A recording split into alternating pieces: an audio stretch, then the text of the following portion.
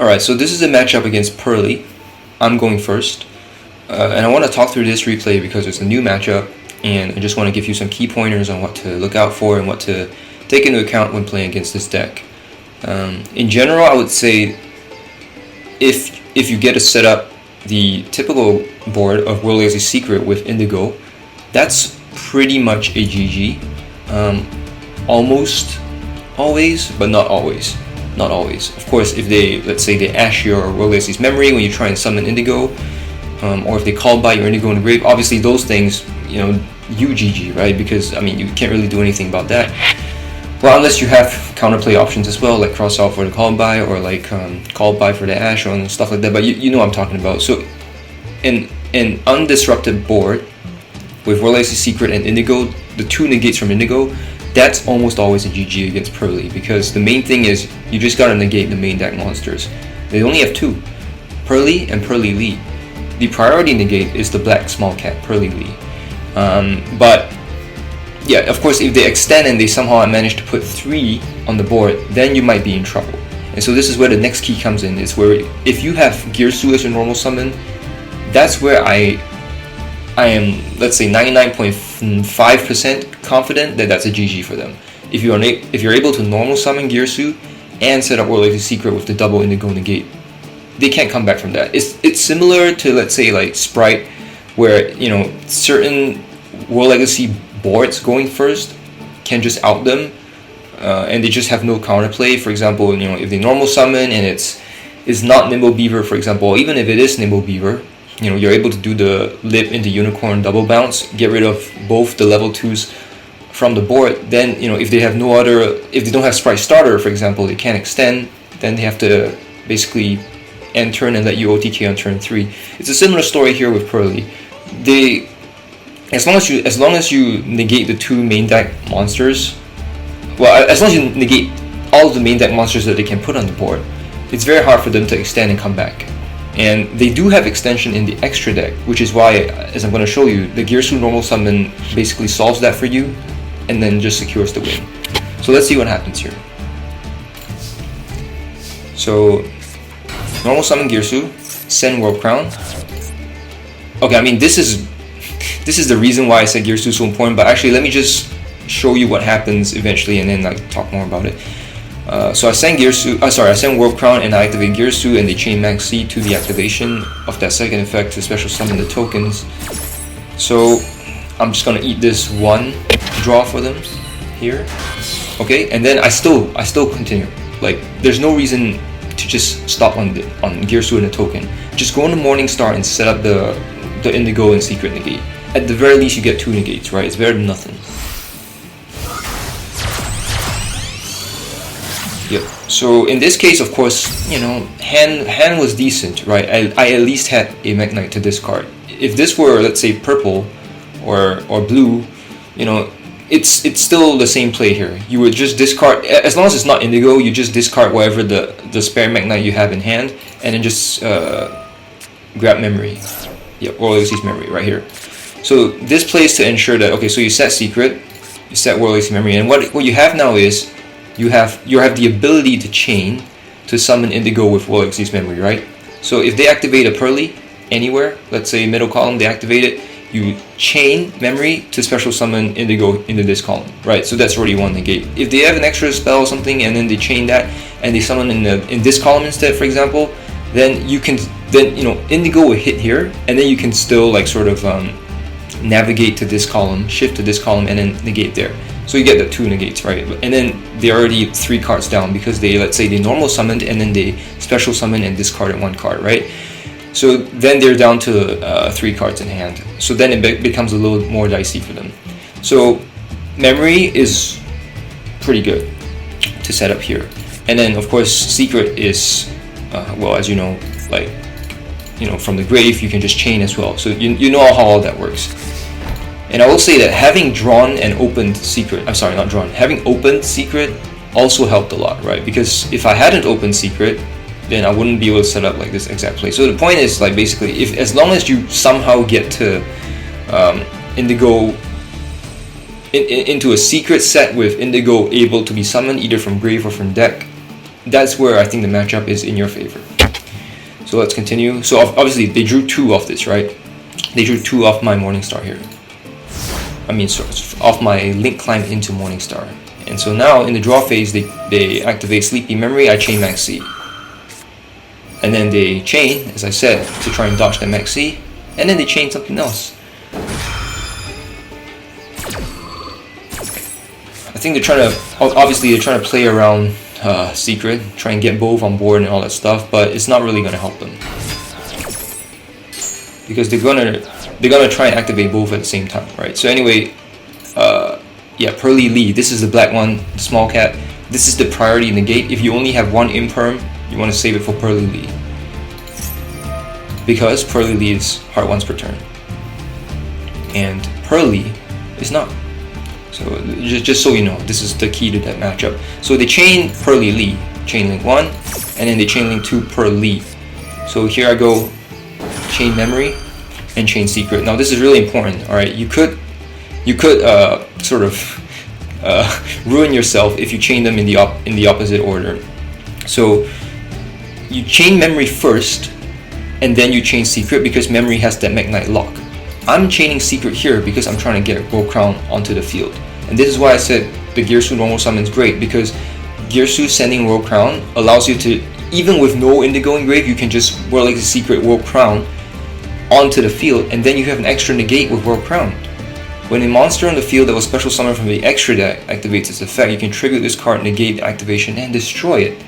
So I've already talked in the deck discussion about why I like World Crown now, but against Purrely, obviously, you know, all their most beefy effects are in the extra deck, right?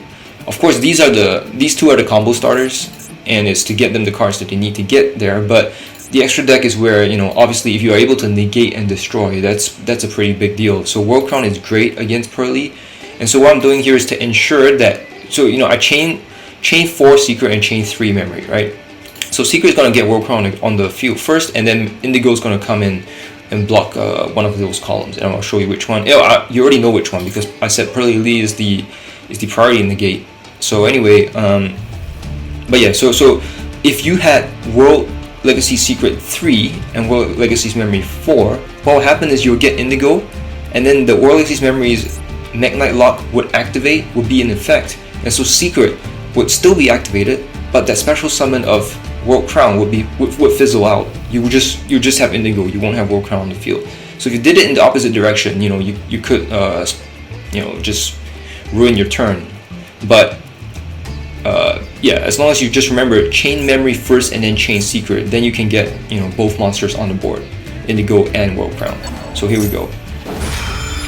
And of course, World Crown, you know, this, okay, look, I'm not gonna say this is the correct way to do it, but I just put them in this column below Morningstar because Morningstar is already negating this column, right? And as I said, against Purrely, it's all about the main deck monsters. So I've locked down this second column now, and Indigo is going to come to this column to lock down the first column.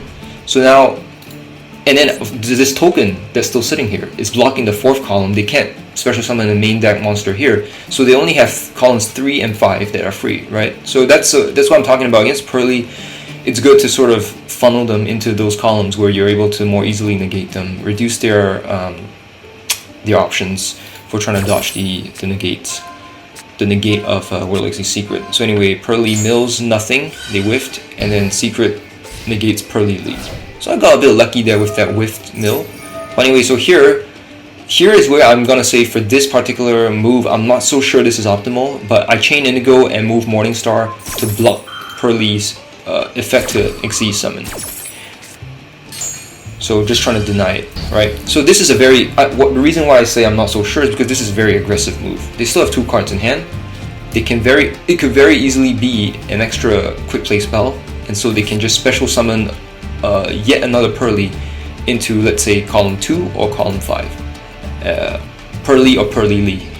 But then I'm doing this now very aggressively because I have World Crown on the board, and I'm confident that I can just negate and destroy whatever exceed they go into after this, right? So I'm playing more aggressively just because I have the safety blanket of World Crown here. Normally, I'm not so sure I would rush to negate Purrely's exceed summon effect, just because they still have 2 cards in hand and you don't know what further extension they could have.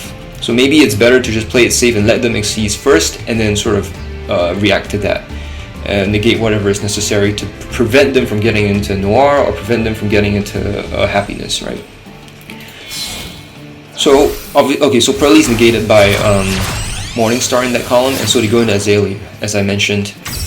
So this is, and just ignore my maxi, because even without the maxi, I'm taking out their entire board. Apart from, well, okay, you'll see what happens. And don't forget also, the reason why they have these 2 extra cards in hand is because they had maxi, right? They used maxi on my turn, and they drew 2 off the token summon and the Morningstar summon. So what I'm saying is, in a typical Purrely hand going second against my board, these 2 cards shouldn't be there. And World Crown's gonna just, well, you'll see what happens. Okay, so Azalea targets to destroy Secret, World Crown activates to negate and destroy Azalea. So they're down 2 bodies, just like that. World Crown is really good. Okay, and when you play Pure Crusadia, you never really appreciate World Crown's second effect, because you're just using it as link fodder. And honestly, in Pure Crusadia, I'm not even sure why people play World Crown, because it's just like a special summon, and you don't get much out of it. I mean, I guess there are certain game states with Pure Crusadia where maybe you can special summon World Crown and negate or block an activation from one of their special summon monsters. Let's say against Mekk-Knight, you can special summon World Crown below Heat Soul, and then you can sort of block the Laplacian effect, for example. But I'm not so sure why people play World Crown in Pure Crusadia, but here it's fantastic, right? So you already see, because of the Girsu normal summon, I was able to destroy Azalea and put them down to 1 body on the field, which is already negated by Indigo. So game state's looking good. And then here, of course, they had the 2 spells in hand, and they special summon Purrely again. So this Purrely is going to be completely free to do whatever it wants. And once again, I'm just going to say, like, this doesn't happen usually, because it's only because they had the maxi. And of course, maxi is going to happen to you a lot, right? This is just Master Duel. But I'm saying in a normal, neutral game state where they didn't draw maxi, their turn's over with this normal board of mine, which is just the Indigo and Secret. And of course Girsu normal summoning to send World Crown. Like, this board with the double negate from Indigo plus World Crown's negate, that's basically a GG for them, right? So because they had maxi, they were able to extend into Purrely. And so Purrely activates, and so they pop off.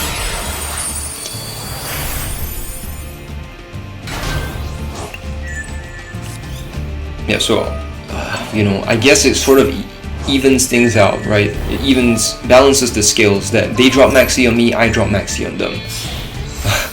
But yeah, so if they hadn't that maxi, like, game's over for them. If they hadn't gotten those 2 draws off maxi. Okay, so memory activates in the end phase to return Indigo to hand, which is not a bad thing at all. Like, I know most people would want to summon Purple Nightfall so they can banish and get the extra search, but in this case it was more important knowing how the Purrely deck works, to really just shut down and crush their main deck plays as hard as you can to prevent them from going to the extra deck. In this case, they had the extension. That's too bad. But normally against Purrely, you just want to go hard and crush their main deck plays, and then they really have a lot of trouble coming back. And so this is just Small World in effect again. You can see what happens here. Small World. There we go. GG. So Small World, I've already talked about this in the deck discussion. Small World changes a lot of things about how I play, how I think, how I approach the game, and even in terms of execution within duels, you can see it's a game winner. Small World is a game winner. The fact that you can just search the Kaiju, Jizukiru on demand to finish off this Purrely, amazing. And I mean, I'll talk more about. I talked more about Small World in the other video, so I'm just gonna stop here. But so this is how you play going first against Purrely. It's all about shutting down the main deck monsters effects, and Purrely is the priority negate because it's heart once per turn. And then if you have Ash in hand, save it for My Friend Purrely, the continuous spell. So yeah, that's basically how you play. And of course, you have Maxi, then great. Just chain it to their quick play spell activating to special summon if you can. And then yeah, Droll is also another card that really works well against Purrely. So yeah, I mean, overall, I would say this list has a pretty good matchup against Purrely. And as long as you get into the normal board of Secret with Indigo, it's almost always a GG. And if you have Girsu plus Secret plus Indigo with that World Crown off Secret, I think that's 99.5% a GG. So yeah, hopefully this helps. And yeah, if you have any questions, just ask here. Just ask in the comments or in the main deck discussion video. But yeah, this is just how I play going first against Purrely. And obviously, in this case, I did luck out having drawing to small war and being able to search that Kaiju, right? If I hadn't done that, then that Noir would have probably taken me out. But that Noir shouldn't have existed because it's only because they had the Maxi. So overall, I still think giving them those 2 draws and going into Morningstar is the right play. In general, like, you don't want to just, because they're always going to chain Maxi to Girsu's token effect. They're already drawing 1.